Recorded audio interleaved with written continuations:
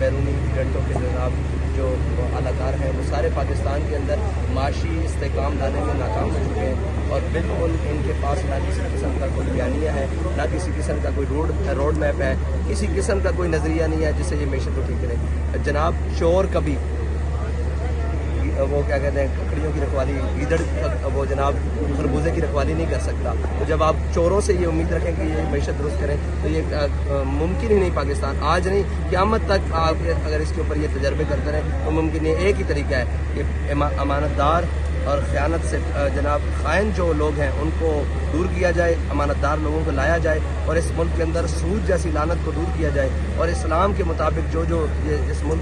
جس نام پر یہ ملک بنا ہے اس کے مطابق پاکستان کے اندر نظام لایا جائے تو انشاءاللہ معیشت کیا پاکستان کی ہر چیز درست ہو جائے گی، اور وہ لوگ بھی جو 76 سال سے بگڑے ہوئے ہیں وہ بھی درست ہو جائیں گے۔ آئندہ الیکشن کے حوالے سے آپ کا کیا کہنا ہے کہ اگر کوئی رکاوٹ ڈالنے کی کوشش کی گئی تو ہم اس کو کیسے دور کریں گے؟ جی ہم بھی باقی جماعتوں کے ساتھ انشاءاللہ اس بھرپور مطالبے میں شامل ہوں گے، اور ہمارا مطالبہ ہے کہ اب الیکشن اپنے وقت پر ہونے چاہیے اور بھرپور ہونے چاہیے، اور الیکشن پاکستان کا اس وقت تقاضا ہے، اور اگر الیکشن نہیں تو پھر اس کا مطلب ہے کہ یہ سلیکشن چاہتے ہیں تو انشاءاللہ تحریک لبیک پاکستان کبھی بھی سلیکشن نہیں ہوگی۔ الیکشن کمشنر سے آپ کی ملاقات ہوئی جی ہمارے وفد کی ملاقات ہوئی، اس میں انہوں نے ہمیں نظر انداز کیا تو پھر ہم نے انہیں نظر باز کیا تو وہ